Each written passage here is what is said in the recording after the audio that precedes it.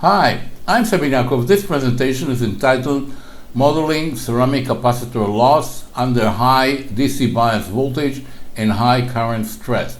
Please note that there are some references and links to papers and videos relevant to this presentation, which are printed in the description section of this YouTube video. Now, we recognize a number of families of ceramic capacitors. They are designated as class 1, 2, 3, and actually there is a 4. The difference being is the material that is used for building the capacitors. Class 1 has the highest stability. The material is very stable. This is the C0G or NPO. It has a relative small dielectric constant. This is why the capacitors are relatively large for a given capacitance. It has, though, a low ESR. On the other hand, the ferroelectric, the class 2 and 3, and in fact in 4, have a higher dielectric constant. Therefore, one can build a smaller size capacitor for a given capacitance. And they do have the ESR, which is a bit higher than this ESR of the NPO. Now, this presentation concentrates on class 2 and in particular the X7R material, which is very, very popular. Now, we are getting this type of information, data sheet from vendors, from manufacturers. This is from TDK. We see here the incremental capacitance as a function of the DC bias. We see the ESR as it changes with frequency. This is the impedance with frequency. And then we have this current here and the temperature rise depending on this current for given frequencies. Now, we are interested in the current because in typical application, for example, in this buck converter and the output filter, the capacitor will carry a current which could be quite high, and we do have to know what is the power loss and what the expected temperature rise, of course. The information given by the vendors, here it is again. We have the ESR as a function of frequency. We have the temperature rise as a function of the current for given frequency. This will be the lowest frequency, and this will be the highest frequency, and ESR is going down, so therefore the temperature rise here is lower than here for a given current, of course. Now, we know that the power is I square RMS times the ESR, and the increase in temperature depends on this power loss and the thermal resistance, which depends on the way the capacitor is soldered to the PCB and the copper around it. There are, however, many questions. One of them is the ESR constant for each frequency? That is, if I'm looking at one particular frequency and I'm changing the voltage or the current of the capacitor, the DC bias voltage and the current, the question is ESR going to be constant or not? So these are some open questions that this presentation is dealing with in connection with the model that describes the behavior of the capacitor under condition of higher current and DC bias. Now, the DC bias is changing the capacitance. We know that. This is measured here to get this graph in small signal, and we have in some excitation. This is the DC bias. This is the device under test. But the question is, what is the behavior for large excitation, not just small signal, which is in the range of, say, 0.5 volt in this particular case. We have found in a paper that has been published, and there is a reference to it in the page of this YouTube video that you are now watching, that when you bias a ceramic capacitor, say X7R in this case, you see a change in ESR, and this ESR is actually going up.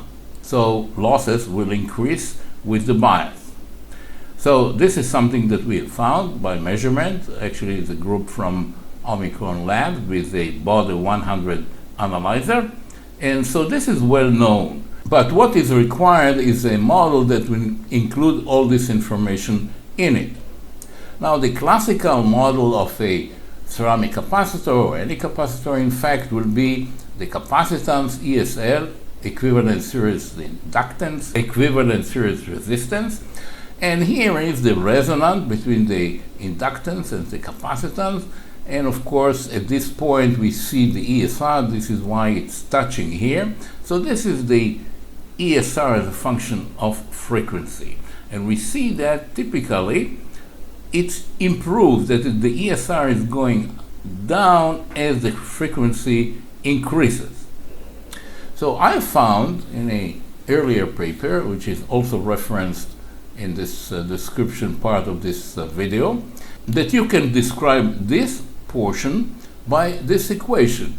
That is that the ESR is going down by 1 over frequency, and then there is some constant value, which is the very low ESR at around the high frequency range. Okay, so this is also known. In fact, this match is very good. So if I sort of find the parameter of this equation, here is this equation, and this is now plotting just the equation, and I compare this and this. In fact, I'll put this on top of this. When you do this, it is a perfect match. So this portion here is indeed behaving like 1 over f plus some constant, which is this value here. Based on this, we can actually develop a different model for losses of a capacitor rather than having a series resistor like equivalent series resistance, and we understand that it is now composed of this part, which is a function of frequency plus this zero or low level ESR. Instead of this, we can put a parallel resistor. This is a decoupling capacitor for the DC portion, so we have only AC voltage here. And when we compare the losses of this structure to this structure, in this case it's V square, of course, over this resistor, and in this case it's the current over ESR, we find that you can describe the losses based on this model as some constant times frequency times V square, the RMS excitation here across the capacitor. And it turns out that this form matches exceptionally well the prediction of Steinmetz regarding dielectric material. He predicted, based on theory, without actually doing any measurements, that the losses will be a function of frequency times d, which is the displacement, and you can describe it as a function of the electric field, which is of course a function of the voltage, which is exactly the same form that I found here based on the data sheet of the ESR. However, we do have a problem here because this epsilon, the dielectric constant, is not constant and it is voltage dependent. We know that because the capacitance is going down with the DC bias. So there is a question here: how well is this form really fitting all cases under various excitation? Looking at the hysteresis curve of a, say, typical ceramic capacitor, now the charge is plotted as a function of voltage, we find that we have this behavior with sort of saturation toward higher voltages, and the slope, of course, is that capacitance which is measured here in small signal, which is the slope of this curve, because the slope of this curve is the definition of capacitance.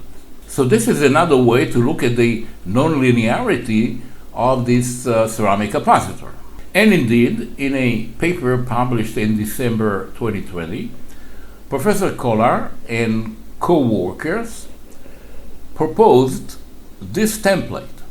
That is, a template which is based on frequency, but rather than voltage, and now the dependence is not on voltage here, but rather on charge. So in this case, the DC voltage is shifting the portion which is excited. This is now the excitation, the Q, and if this is the range of excitation, by biasing the voltage, this region is actually moving up toward a higher value. Now, once you express the power loss as a function of the Q, the charge, it turns out you get a very good match to this template. Again, it's the Steinmetz template. Steinmetz originally talked about voltage. Here it is charge. And the matching is indeed very, very good. The broken lines are the equation and the dots are the measurement, and as you can see, the matching is very good. Being a exponential type expression, when you plot it in a log-log scale, you get straight line, very, very similar to what we are used to see at the ferromagnetic material losses. As in the case of the ferromagnetic material, it is the magnetic flux density. Here, it is the charge, the peak value of the charge rather than the peak value of the magnetic flux density in the case of magnetic material.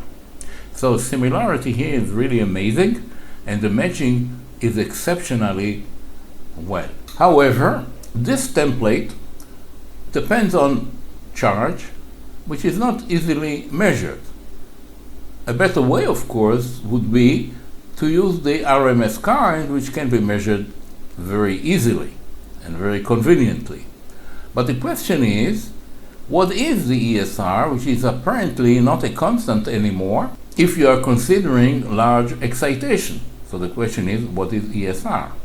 So what I propose here is to modify this template and to replace this charge by a current. Now we can do this because current is in fact the derivative of the charge. So the peak charge is the peak current, assuming a sinusoidal excitation, divided by 2 pi f. And then I can replace the Q in this equation by the peak current or by the RMS current.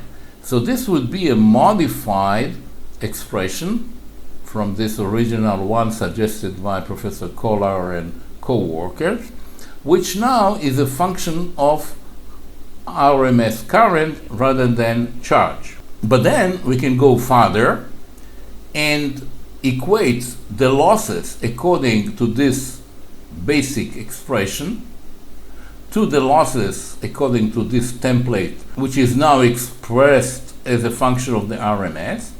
And by doing that, we get this relationship.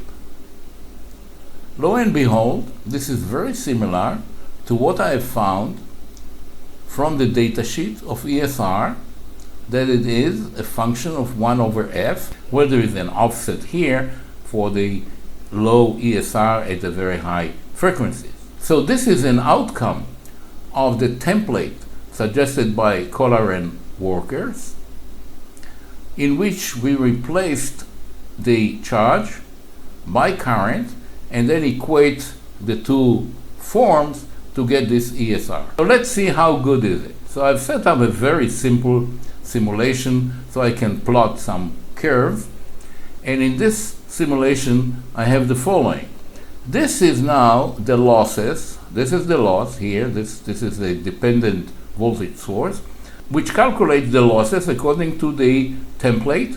Here is frequency, and this is this Q expressed as a function of the current to the power of 2.12, which are the parameters found in the paper of Professor Kolar and co-workers. And alpha is 1 and beta is 2.12 and k is 1.06 10 to the 6th. This is this value here.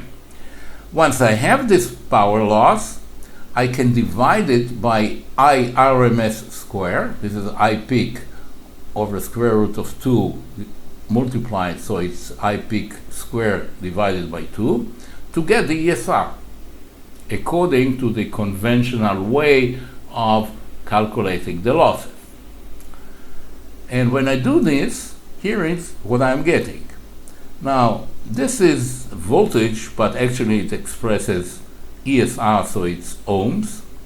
And this is also voltage, but it actually expresses losses, which is in watts. So in this particular case, for this particular capacitor that was tested, we find that, for example, at 100 milliamp, the ESR is 14 ohms, power loss is 100 milliwatt. Now, the interesting thing is that the ESR is a function of the current. The higher the current, this is 1 amp, this is current. The higher the current, the higher the ESR, and correspondingly, the power losses will be according to the new ESR at any given current. And here we have a family of curves for different frequencies from 100 Hertz to 100 kilohertz. This is again ESR, and this is ohms, and this is the losses. Again, from 100 Hertz, this is the highest loss, to 100 kilohertz as a function of the current. Okay, we see the increase here.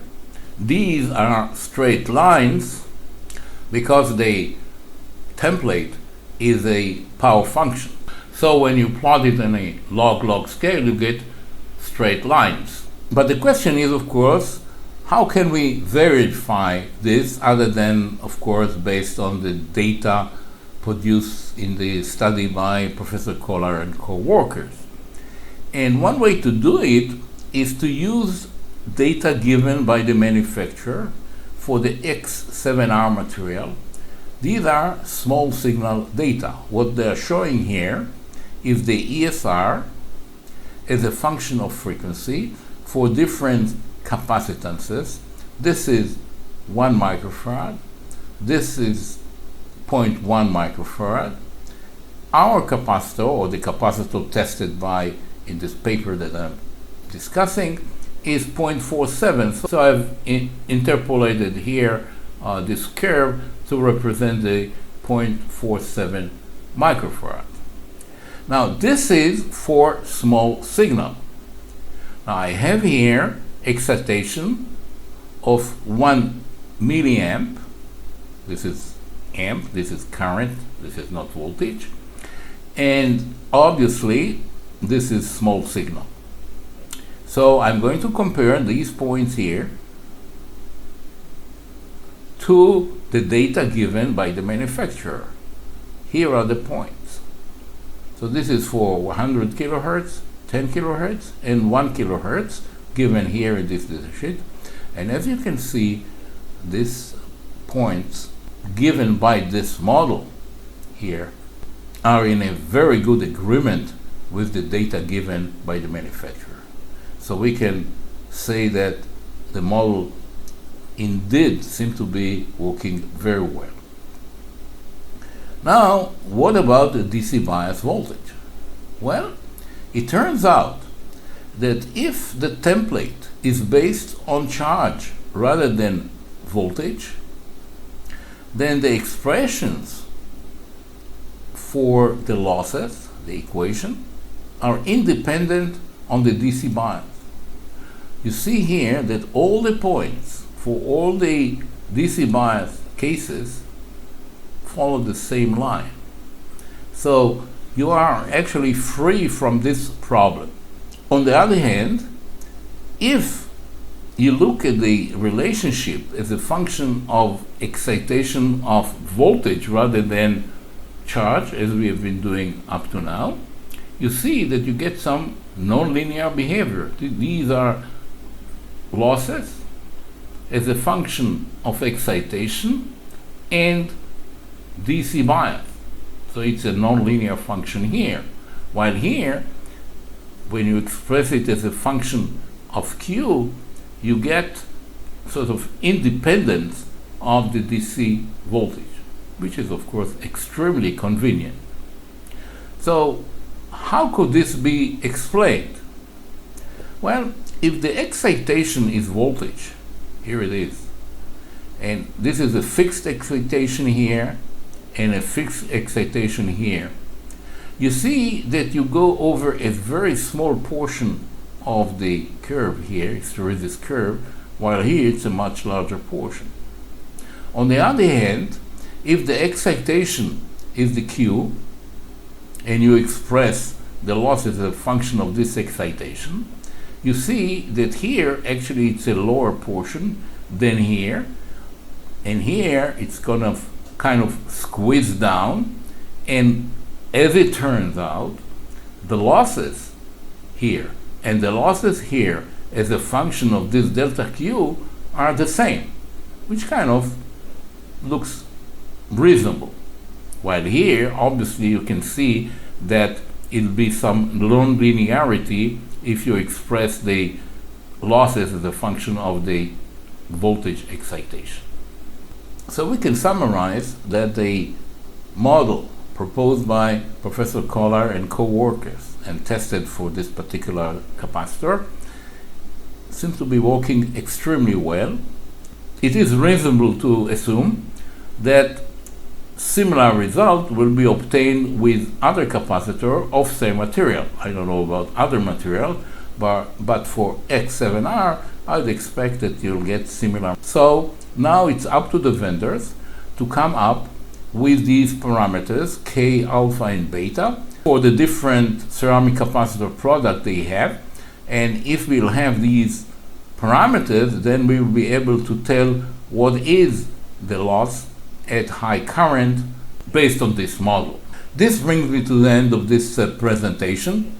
I thank you very much for your attention. I hope you have found it of interest, and perhaps it will be useful to you in the future. Thank you very much.